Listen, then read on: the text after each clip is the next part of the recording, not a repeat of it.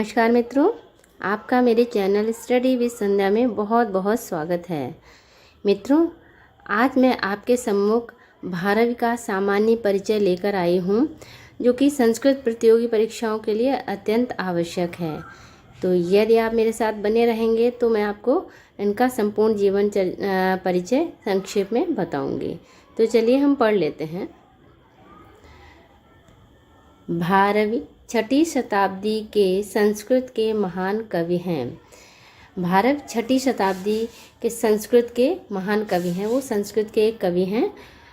वे अपने अर्थ गौरव के लिए अत्यंत प्रसिद्ध हैं।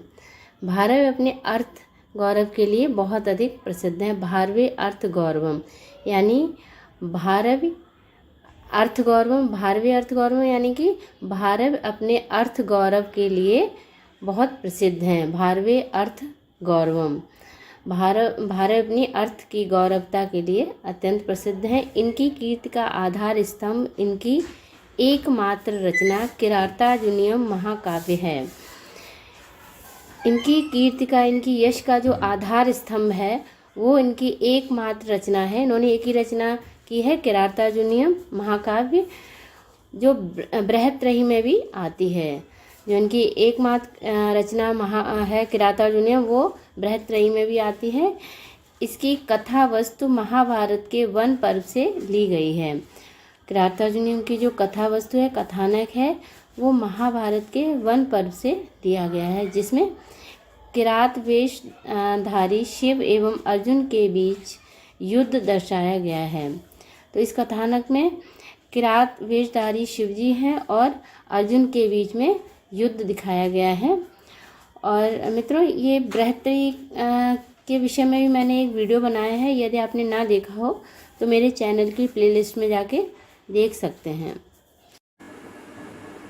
यह वीर रस प्रधान रचना है। किरातार्जुनीयम के प्रथम 3 सर्गों को पाषाण त्रयी के नाम से जाना जाता है। किरातार्जुनीयम में 18 सर्ग हैं और जो प्रथम 3 सर्ग हैं उनको पाषाण त्रयी कहते हैं।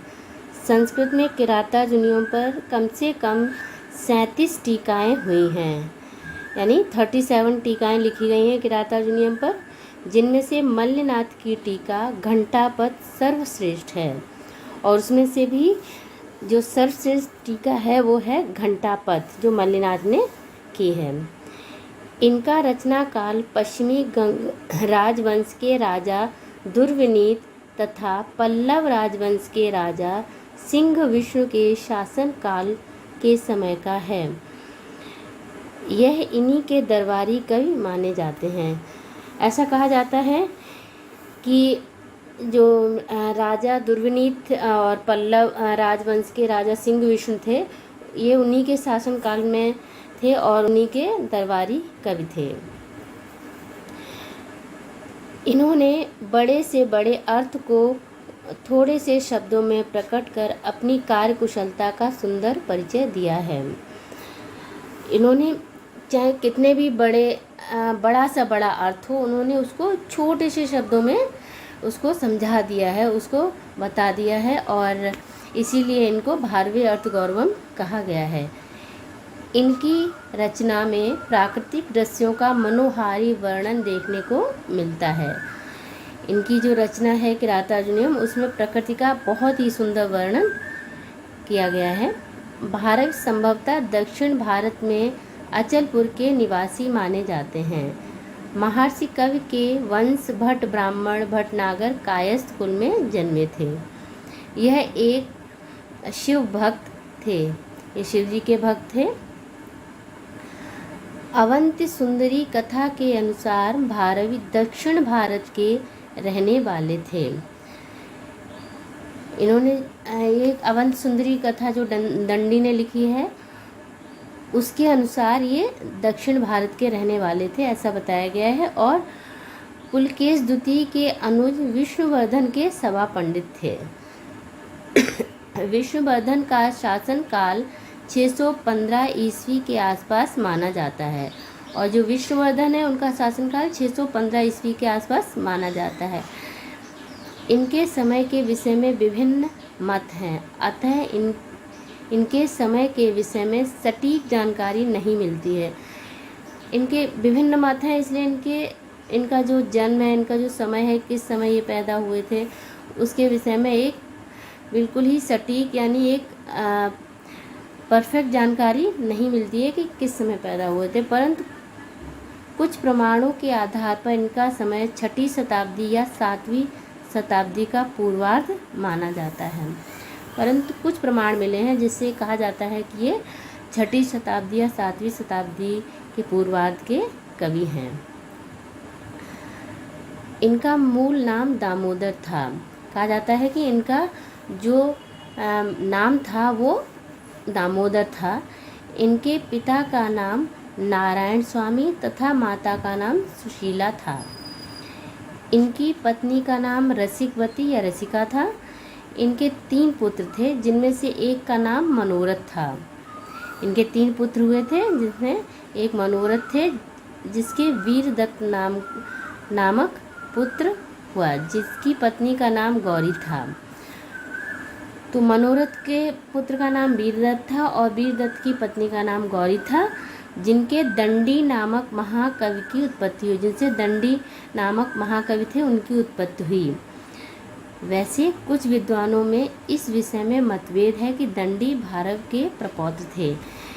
ऐसा कहा तो जाता है, लेकिन कुछ विद्वान नहीं मानते हैं। वो कहते हैं कि दंडी भारव के प्रपौत्र नहीं थे, ये उनके मित्र थे, उनके प्रपौत्र थे।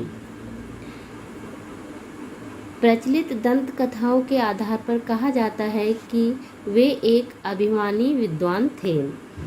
तो पहले जो कथाएं किंवदंतियाँ कही गई हैं, उनमें कहा जाता है कि ये एक बहुत ही अभिमानी या घमंडी विद्वान कवि थे। उनके पिता को उनका अभिमान पसंद नहीं था, किंतु इनके जो पिता थे उनको इनका जो अभिमान, इनका जो घमंडीपन था, वो उनको पसंद नहीं था। उनको डर था कि कहीं अभिमानवश उनका पुत्र विद्वता से वंचित ना हो जाए। उन्हें डर था कि कहीं ये अभिमान के कारण उनका पुत्र जो इतना विद्वान है वो अपनी विद्वता को ना खो दे। इसलिए वे समय समय पर उनकी बुराई करते रहते थे। इससे भारव अपने पिता के विरुद्ध हो गए थे और एक रात पत्थर से पिता को मारने के इरादे से छत पर बैठ गए। तो इनके पिता इनकी समय समय बुराई करते रहते थे ताकि उनका जो घमंड है और ज़्यादा ना बढ़ सके, किंतु इससे इनके ऊपर गलत असर पड़ा और ये इनके अपने पिता के विरुद्ध हो गए, खिलाफ हो गए। और एक रात उन्होंने सोचा कि मैं अपने पिता को मार दूंगा। परंतु जब उन्होंने अपने माता पिता का वार्तालाप सुना तो उनकी आंखें खुल गईं। लेकिन जैसे ही उन्होंने अपने माता पिता का वार्तालाप सुना, उनकी बातचीत सुनी, तो उनकी आंखें खुल गईं। उन्हें यह जानकर ग्लानि हुई कि उनके पिता पीछे से एकमात्र पुत्र की यश कीर्ति की कामना करते हैं।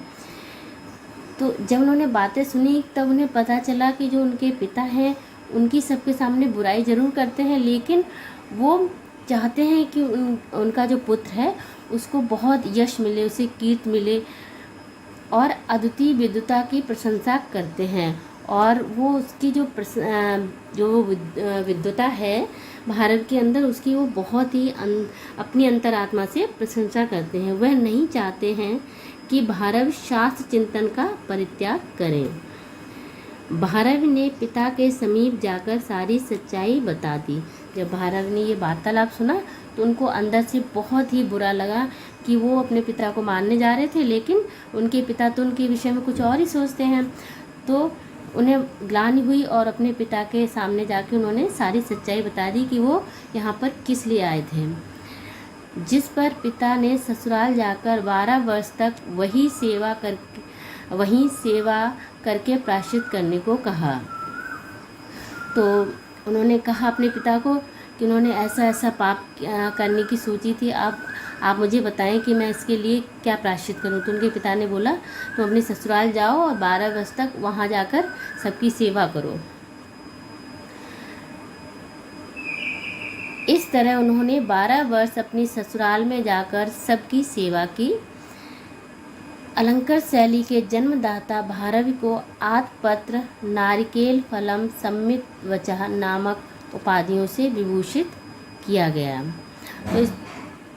तो इस तरह महाकवि भारव ने 12 वर्ष तक अपने ससुराल में सबकी सेवा की और उससे प्रायश्चित किया। और अलंकृत शैली के जन्मदाता कहा जाता है उनको कई उपाधियाँ दी गई, आतपत्र और नारकेल फलम, सम्मित वचा नामक कई उपाधियाँ दी गई हैं। यानी कि वो ऊपर से सख्त दिखते हैं, लेकिन उनकी जो वाणी है, जो उसका फल है, वो नारियल के अंदर जो गूदा होता है उसके समान होता है।